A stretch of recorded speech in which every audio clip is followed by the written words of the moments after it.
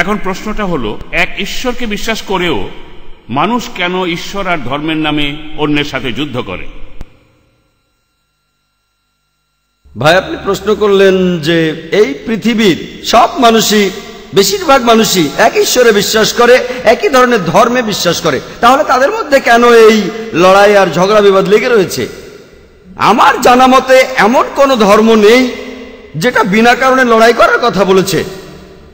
কোন ধর্মই এ কথা বলে না, কোরআন বলে না, বেদ বলে না, বাইবেল বলে না, বিনা কারণে লড়াই নয়।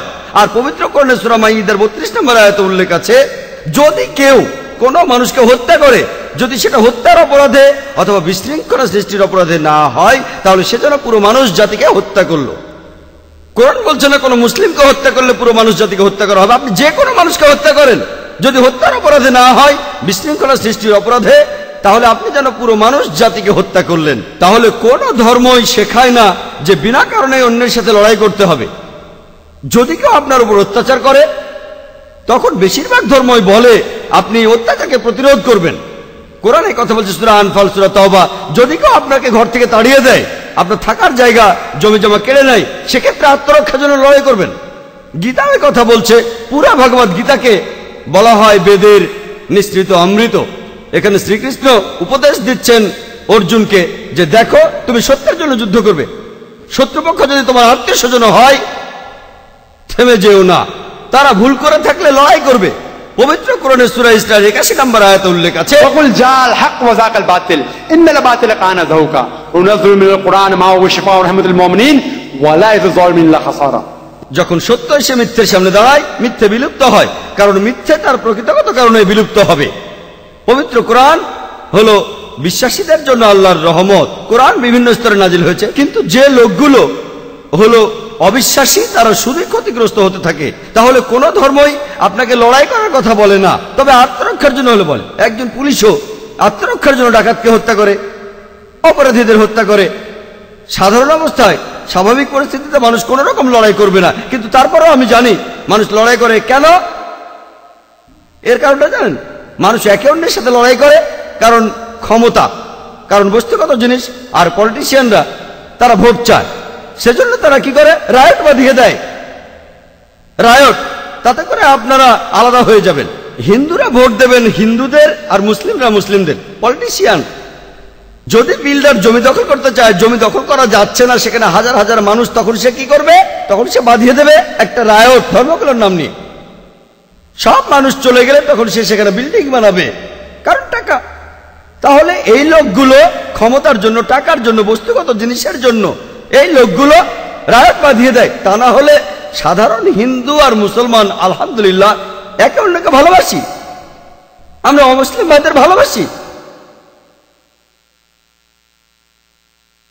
আপনারা হয়তো জানেন বোম্বেতে এমনকি দেশ বিভাগের সময়ও এমন কোন রায়ট হয়নি যেমনটা হয়েছে কয়েক মাস আগে। কে এগুলোর পরিকল্পনা করেছে? পলিটিশিয়ানরাই রায়ট বাঁধিয়েছে। আর এই সব কিছুই ক্ষমতার জন্য, বস্তুগত চাহিদার জন্য। তা না হলে কোনো ধর্মই বলে না তোমরা একে অন্যের সাথে লড়াই করো। আমরা জানি আমাদের মধ্যে সাদৃশ্য আছে, আমরা সেটা জানি, আমাদের মধ্যে পার্থক্যও আছে। কিন্তু একজন পলিটিশিয়ান সব মানুষের সামনে বলছে যে রামও খোদা, আল্লাহ খোদা, মানুষের সামনে। আর আড়ালে পরিকল্পনা করছেন রায়টের।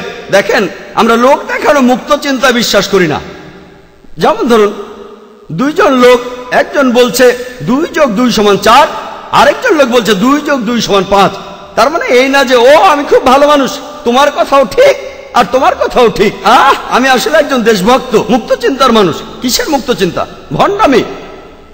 আমি সেখানে বলবো যে বলছে 2 + 2 = 4 সে ঠিক, আর যে বলছে 2 + 2 = 5 সে ভুল। তবে আমি কোনো লড়াই করব না, আমি তোমাদের সত্যি কথাটাই বলবো, কিন্তু লড়াই করব না। আর পবিত্র কোরআনের সূরা কাফিরুনের 1 নম্বর আয়াত থেকে 6 নম্বর আয়াতে বলছে, কুলি আইয়ুহাল কাফিরুনা লা আবুদ মা তাবুদুনা ওয়া লা আনতুম আবিদুনা মা আবুদ ওয়া লা আনা আবিদুম মা আবাদতুম ওয়া লা আনতুম আবিদুনা মা আবুদ লাকুম দীনুকুম ওয়ালিয়া দীন। সেই সব কাফিরদের বলো, আমি তোমাদের উপাস্যের উপাসনা করব না, তোমরাও আমার উপাস্যের ইবাদতকারী নও। তোমরা যার উপাসনা করো আমি তাদের উপাসনা করব না, তোমরাও আমার উপাস্যের ইবাদতকারী নও। তোমাদের দিন তোমাদের, আমার দিন আমার। আপনি আপনার ধর্ম নিয়ে থাকেন, আমি আমারটা। আমি আপনার সামনে সত্যটা তুলে ধরবো। ভাই, মূর্তি পূজা করবেন না, ঈশ্বর সম্পর্কে কোনো ভুল ধারণা রাখবেন না। তারপরও যদি রাখেন, লাকুম দীনুকুম ওয়ালিয়া দীন। আপনার দিন আপনার কাছে, আমার দিন আমার। পবিত্র কোরআনের সূরা বাকারা 256 নম্বর আয়াতে বলছে, লা ইকরাহা ফিদ-দীন, দিনের ব্যাপারে কোনো জবরদস্তি নেই, সত্যপথ ভ্রান্তপথ থেকে সুস্পষ্ট হয়েছে। আপনারা যদি আল্লাহ সুবহানাহু ওয়া তাআলার পথে চলেন, তিনি আপনাকে অন্ধকার থেকে আলোতে নিয়ে আসবেন। আর যদি শয়তানের পথ ধরে হাঁটতে চান, সে আপনাকে আলো থেকে অন্ধকারে নিয়ে যাবে। এখন আপনি বেছে নেন। তবে কোন ধর্মে বলে না তোমরা অন্যের সাথে লড়াই করো বিনা কারণে। আশা করি উত্তরটা পেয়েছেন।